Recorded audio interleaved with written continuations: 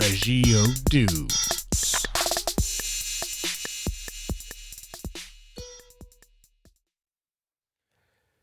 Hello, everyone. Hello, and welcome back to another episode of Two Reggio Dudes. That's right. You got two hellos. I'm Scott Gross. I'm Grant Troutman. And let's, here we go. There we go. We won't keep talking about Ron Jeremy. Oh, boy. What a way to start the Yeah. day. Yeah. Grant commented that my, intro test for the audio today sounded like Ron, and I was like, I'm confused. That was his first Ron Jeremy. That popped into my head. That's terrible. This is an educational podcast, man. Sorry. But it was Ron Burgundy. Ron Burgundy. Yeah. Yes. Hello. That's what spurred on the comment. Yes. Hello. Welcome to our show. It was the first time I ever found Will Ferrell funny. Oh, so good. You know, I love Will Ferrell. I know, but a when I was legend. How younger, do you not- he didn't click with me, and Oh. then when that happened, then an elf. Okay. All right. Yeah. This guy's legit. Right. Oh, he's amazing. Well, we thought today we'd talk about since summer's coming. Yeah. And the weather's getting warm. Everyone wants to play outside after dinner, and we thought that we'd approach the topic of teaching your own child some of these important life skills, riding a bike, swimming. I'm not that I'm a swimming coach expert, but I have taught my daughter, Right, and I have taught her how to ride a bike as well, and amongst a lot of other things, but it can be such a rewarding experience for both of you. Yeah. And it's super important and something that they'll remember forever. I mean, I know my dad taught me how to ride a bike. Yeah. And that took a lot of patience on his part. Yeah. Which he doesn't have a lot of. Sure. No. Well, kids are hard. Yeah. Life's hard. Yeah. But Well, what kind of stuff do you remember from childhood? Like your parents, your dad, whoever trying to teach you, and what do you remember that was hard? I would say for me, the hardest was tying my shoes. Yeah. Was just getting that right. And I'll remember, I can just remember getting frustrated and sitting there and being like, but kind of keeping after it. Yeah. And, eventually it just becomes super easy and you don't even have to think about it, which is, just,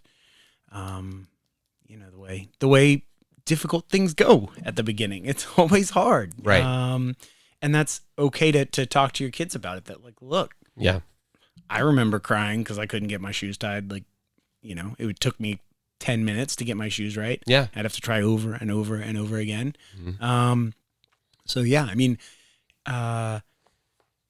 it's been, well, with Saren, it's been kind of the same thing. It's just, been like, all right, well, let's crisscross, loop, swoop, pull, whatever method was working for her. And now it's not even an issue. Yeah. She ties it and now she's kind of learning to double knot, but she's still not really a fan of the double knot, which is fine. Yeah.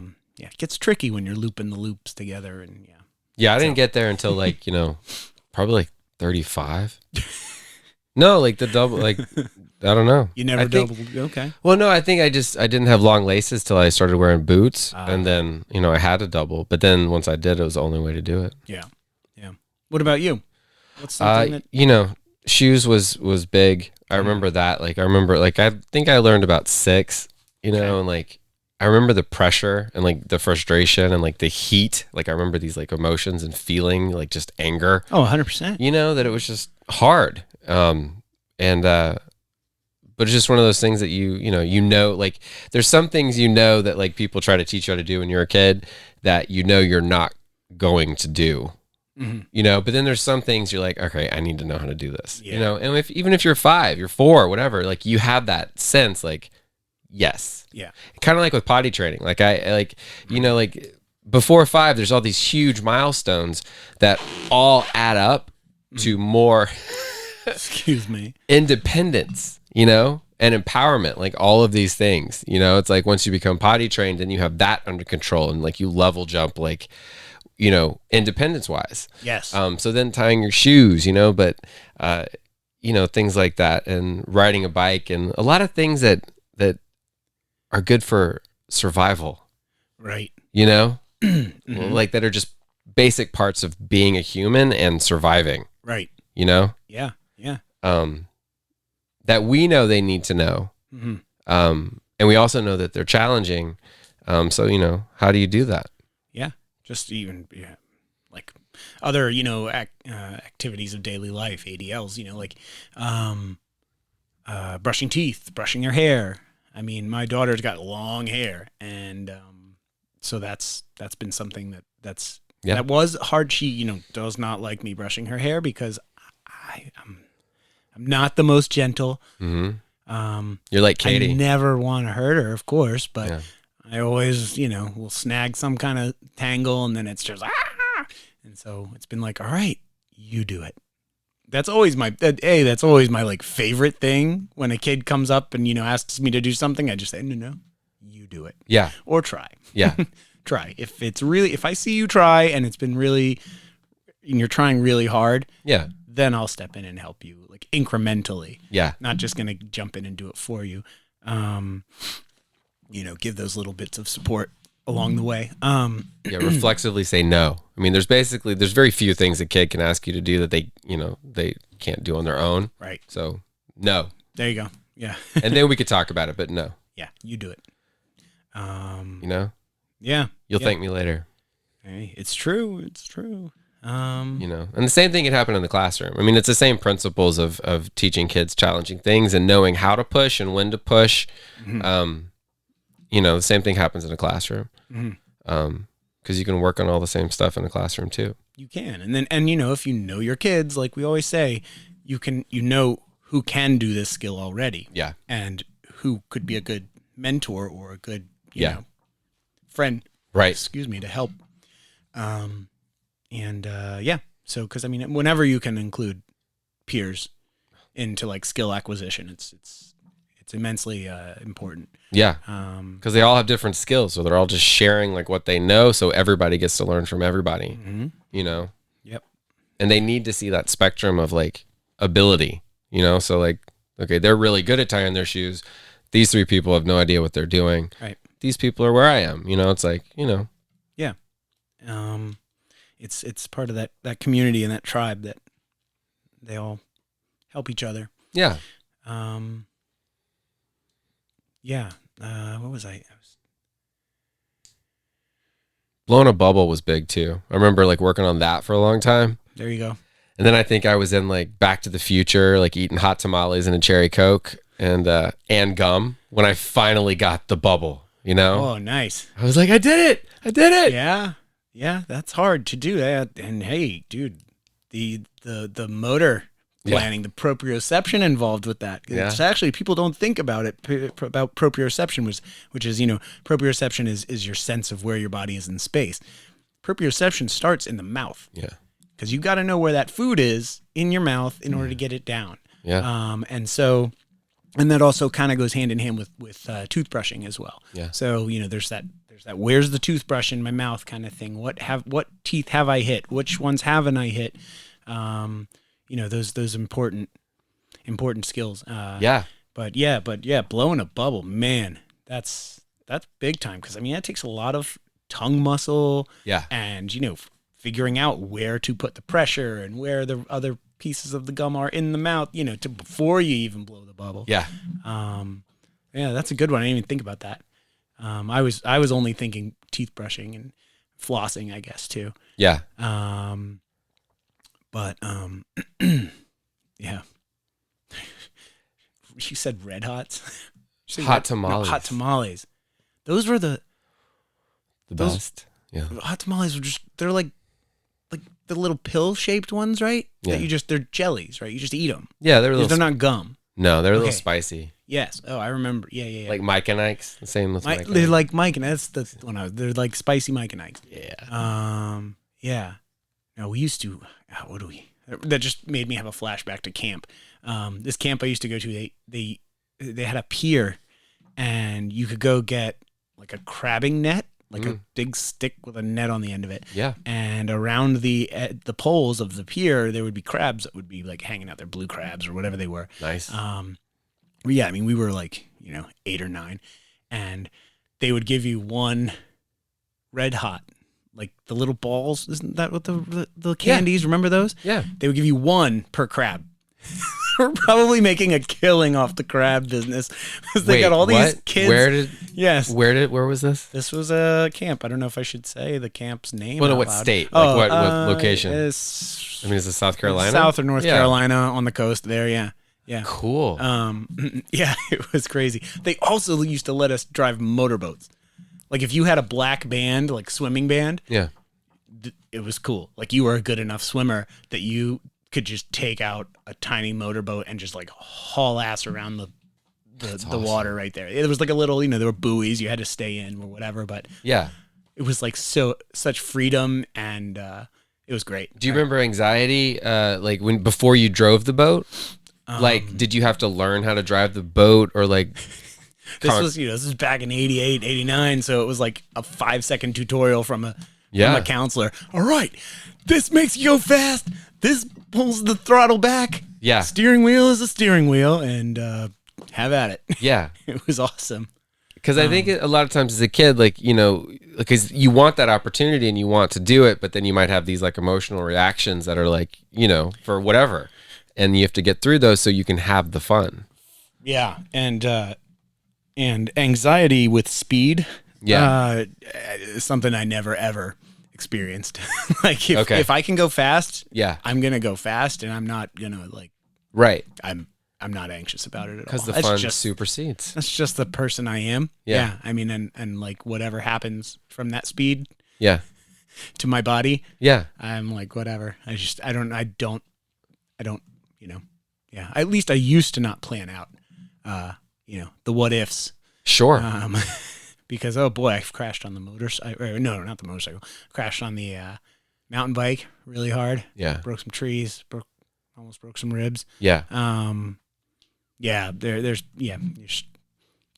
Skiing. Oh my God. I was just straight lines. Yeah. I'm going as fast as I can go. And yeah. Well, I think there's different categories. There's things you can learn, like tying your shoes that, have a certain type of anxiety, but then there's other things like riding a bike that actually have a danger component. Right.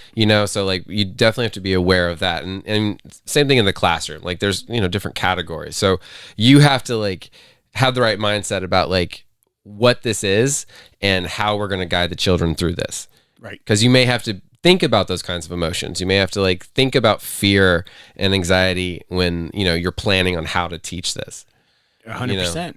When we were building the rocket in 5-6 that year, none of these kids have ever used an impact driver to shoot screws through a bunch of 2x4s and, heard that terribly loud noise, the and so there, after the first modeling of, okay, guys, this is what's going to happen. Right. Some of them were like, "Ooh, that sound is way too much." And right. then others were like, "Let's bring it on. Let's try this." And everyone ultimately got over that anxiety. Yeah. And wanted to shoot screws through the wood anyway. Sure. But that was great. But it was just a little bit of exposure. First off, this is going to make a loud noise. Yeah. Just so you guys know. It's not, it's harmless. You guys will be all right. Right. Be fine. But this is how this is constructed. If right. you want to make this project that we're working on, then this is one of the steps. Yeah. And that was great. That was powerful. Gosh, I remember even them using a handsaw. Yeah. The anxiety on my level sure was pretty high because they were terrible saws. Like these handsaws were so dull. Yeah. I was like, oh gosh, it's just going to slip and someone's going to get sliced a finger. Luckily, I was there the whole time, which is super careful. Yeah. Just teaching, look, when you're using a saw, you keep your helping hand away. Yeah. Just go slow. Let the saw do the work. Right. Don't push hard. I mean, just those little things. And a lot of, 5 and 6-year-olds have never held a handsaw before. Right. And, actually used it to construct something. Yeah. But that was great. It just, I think in the, to teach those kind of life skills takes patience, takes that planning as far as safety goes. Yeah. And it just takes, also keeping that like that positive attitude that, oh, you got this. This is going to be amazing when you're finished. Yeah. Yeah. Because you want them to like experience like this whole range of things, and you're trying to anticipate so they can experience like up to this line, like into risk, close to danger. Not, danger is somewhere out there, but you want to make sure that you've, in Reggio they call it prefiguring, and like parents can do the same thing. It's just like you think through something before it happens, and you think about all the what ifs that could happen. Right. So you can take them Yeah. as far as they possibly can go. Yeah. But they're doing it, like they're acquiring these skills and they're pushing through, but you're just kind of like setting the path and guiding them. Absolutely. Progettazione. That's right. We what was I going to say? Oh, what about with faith? Yeah. Like what are some activities or things that have been challenging to teach her and that have pushed you patience wise and frustration wise in those those moments to like what do you have any examples or stories? I mean, like just like generally, I wanted to push her to just be physical, and like comfortable interacting with her sensory environment. Right. So just things like, like just on your feet, like feel your feet, like get on your feet. It's like I want her to like, I don't know, like when she was learning to walk or like she's learning to do different things, it's like, I don't know. I think her understanding things like that, it's like if you do this, then you have, this is easier, or you have more access to this level, so, and she's been super resistant to a lot of stuff that's hard, or, maybe we just didn't, introduce things too early, or, not at the right time, or weren't able to like, revisit it over and over and over again. Consistency is so important. Super. Because it desensitizes whatever's going on. Just the familiarity of it is good. Yeah. Yeah, it's not that bad. Yeah. No big deal. I like that point that you said. Sorry if I'm interrupting, but if when you said like if you do this, then this will be easier. Yeah. I think it's rational. Yeah. And it can make sense to kids. You give them an example of an activity that maybe they really want to do. Yeah. Like, hey, if you, if you keep, I don't know, this is a terrible, I don't even know if this makes sense. I was just thinking balance, like balance in bike riding. Like, hey, if you can walk across that balance beam or that log that's on, that'll make your balance better. And that, what you need to use balance for? Yeah. Bike riding. Yeah. That'll make bike riding easier or whatever. Like if you that's what I'm talking about. That like that all encompassing skill set that allows you to do these things. Like if there's a child who's not super active, that doesn't get to interact with their sensory environment at all. Like, what do they have access to? Like as they age and they don't have these experiences and their body doesn't grow, their awareness, their mind doesn't grow with, like what they won't have as much access as a child who has, been raised that way to interact with the natural world and like feel their body and, different environments and different things, for all those unexpected real-time things that happen. Right. You're just trying to build a general, like, ability to interact with their environment. Yeah. And sometimes maybe it was just to like, riding the bike, like I don't know, we're going to revisit it this summer. Yeah. But maybe when she was like 3, it was just like, just too much, just too soon. Everyone's body's different. So everyone's ready to do, to do new activities at different times. Yeah. And it's okay.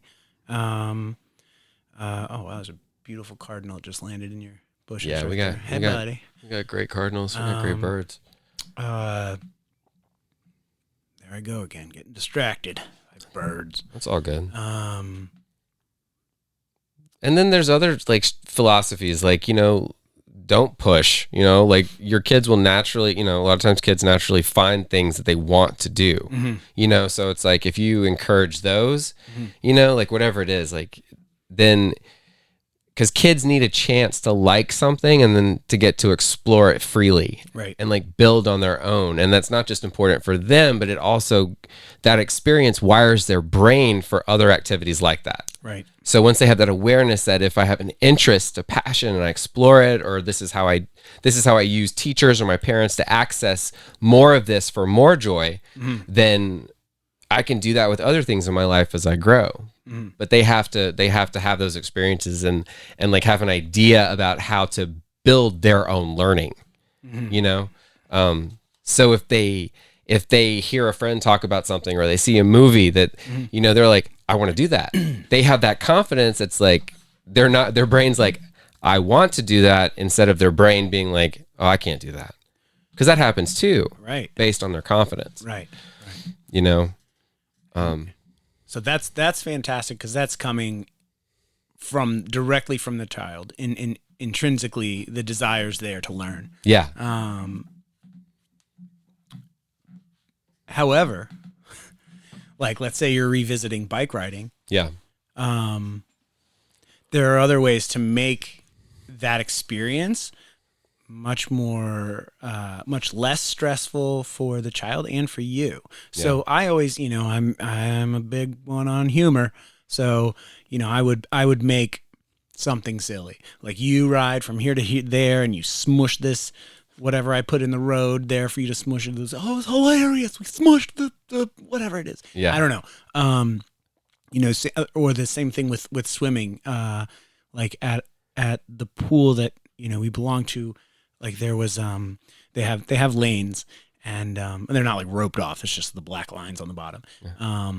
But it was like little incremental challenges for Saren. Go hold on to the wall. Yeah. Just hold the wall, do a big jump push to me. Yeah. And then it's just like, oh my God, you made it. Oh, geez. And so you throw her up in the air, have fun, whatever, is reinforcing. And make it silly, make it fun. Dude, I even used my GoPro. Use the GoPro. Yeah. Let's play around with that. Put the GoPro on the bottom of the pool. Let's see what it looks like when you swim to me, like across the, from lane number 1 to lane number 3. Yeah. When are you going to be able to make it from, from 1 to 5, make it all the way across? That would be sick. Yeah. Just little challenges that you kind of place it in, and then, reinforce with humor, silliness, love. Yeah. Just genuine pride. Yeah. Kids can feel that. Oh yeah. And it's just, that's been my approach. Yeah. With Saren. Just keep it fun. Yeah. Once it stops being fun, it's not fun for me. It's not fun for her. Right. So that's when okay, it's time to hold off. Right. Let's do something different. Yeah. Let's just take a break. And that's a totally normal and okay thing to teach your kid. Yeah. I learned that one, the hard way through video games when I was a kid. Get to a certain level. This was back, before you could save. I'm talking like NES days. And, I'd get to a level and I'd just be like so frustrated. Be like, God damn it, I can't get past this guy. Why?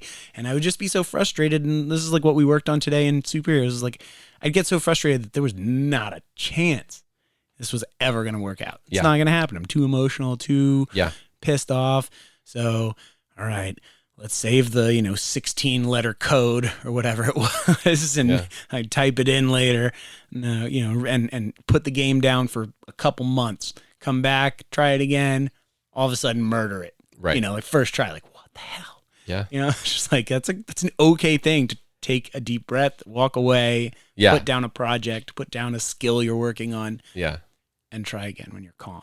Yeah. I don't know if parents know how valuable video games can be for that very thing. Like when I was going to college at Georgia State, I was also playing the Indiana Jones PS3 game. Okay. And I loved it. I mean, like, I never had entertainment systems until I was like, I want to play James Bond. Yeah, I want to do that. you know, and it was just the best. But like the Indiana Jones game was so fun, so great.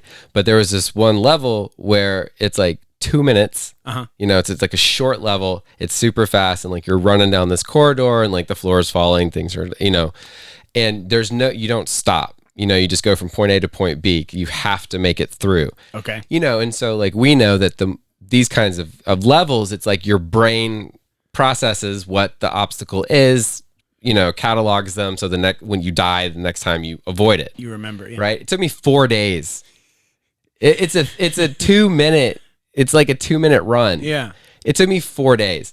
3 days, I gave up. I was like, fuck this. Like I must have done it 200 times. Yeah. Over and over again. But when I finally beat it, I was like, I can graduate college. I could do anything because I conquered that. And that's real. And I still think about it. It's true. You know? It's a real lesson. Yeah. I mean, in the climbing gym, that gets hammered home into your head. Yeah. Over and over and over and over. You just failure, frustration,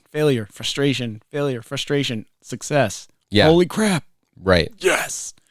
I've gotten stronger. Right. I've learned some new skills. I've learned new techniques, whatever it was. And to control your mind, And your feelings. Like you get to a point where like you get ahead of the emotion and you're able to like objectify it, stay calm, and your brain works better. And so you're able to be successful. And it kind of, you know, it's funny. It kind of goes back to the whole ego thing. Cause I remember when I started climbing, especially like, oh man, I mean, I always had, I was never in the climbing gym back then was a different thing. It was like a little family. Yeah. Like all the climbers there, everybody knew each other and it was just like a family. And like, so if I got super frustrated, I could express that frustration and not, you know, feel embarrassed or whatever. But yeah, I mean, like I've kicked a chalk bag or so across the gym back in the day. And that was so silly. When I think back to that, like frustration and expressing my frustration in that way, it was such a little deal.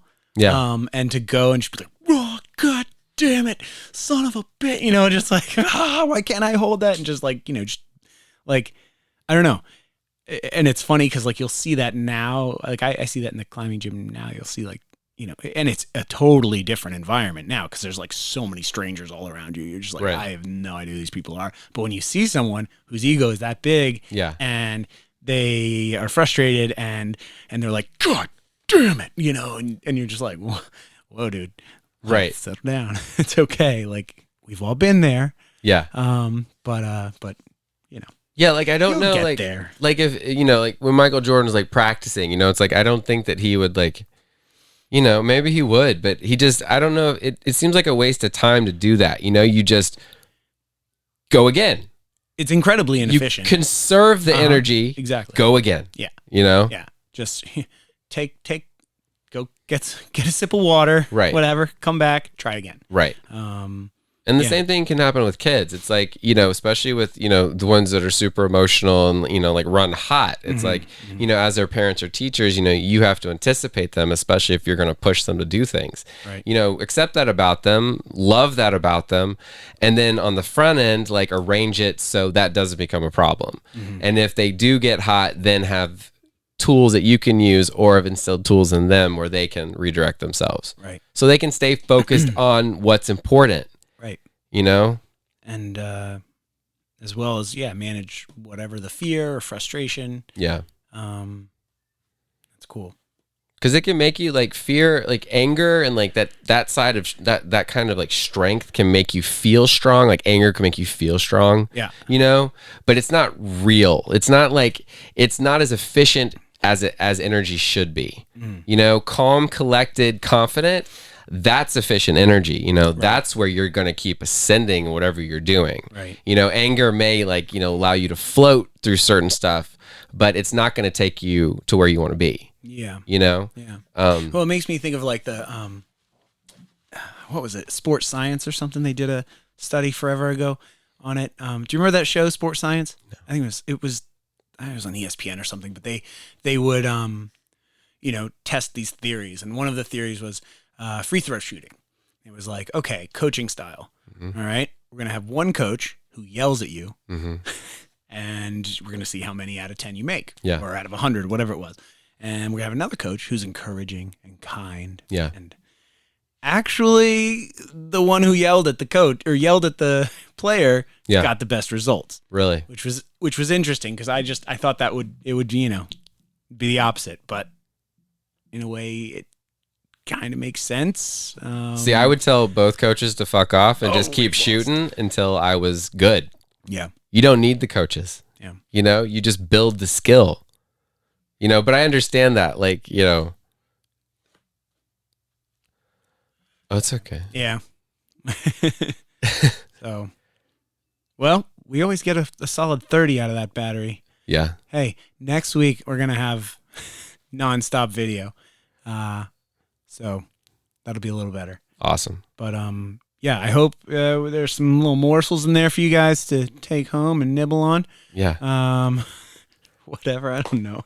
I had my COVID shot 2 days ago. Felt like trash yesterday. Still feel a little today. Like I feel like I have a cold. Felt terrible yesterday. But yeah, so I think And he's been saying nibbles a lot. Nibbles. Anyway, all right, we're gonna leave it at that. I don't know, dude. Well, Morsels.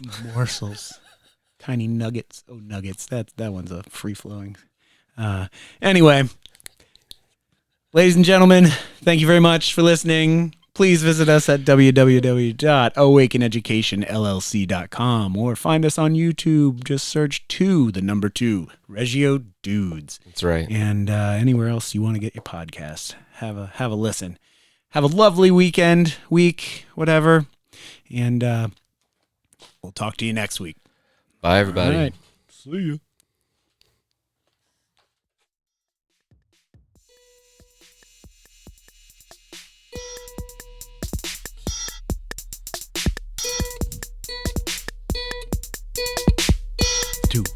Reggio Dudes.